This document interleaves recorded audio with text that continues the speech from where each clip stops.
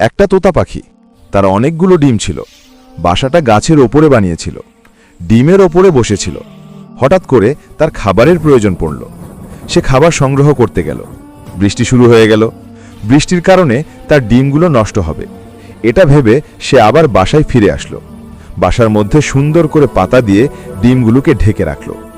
এরপরে বসে থাকার কারণে বাচ্চা ফুটল।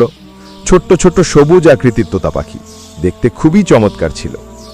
এরপরে বাচ্চাদের খাবার সংগ্রহের জন্য তোতা পাখিটা যখন খাবার খুঁজতে বের হলো, একজন শিকারী বন্দুক হাতে তাকে দেখে গুলি করে দিল। গুলি করার কারণে মা তোতা পাখি সেখানে পড়ে গেল।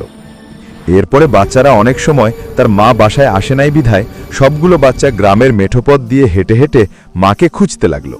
তারা এসে দেখল তার মা সেখানে পড়ে আছে। মাকে দেখে তারা কান্না শুরু করে দিল। কান্না শুরুর এক পর্যায়ে মা একটা আওয়াজ দিল, অর্থাৎ এখনও তোতা পাখি জীবিত আছে। এখন এই বাচ্চারা মা তাকে কিভাবে বাঁচাবে সে চিন্তা করতে লাগলো।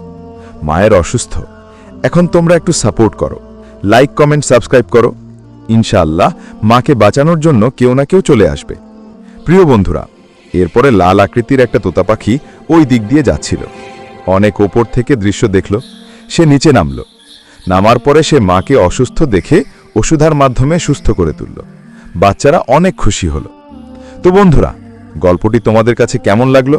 যদি ভালো লেগে থাকে চ্যানেলটি সাবস্ক্রাইব করে লাইক করে দাও।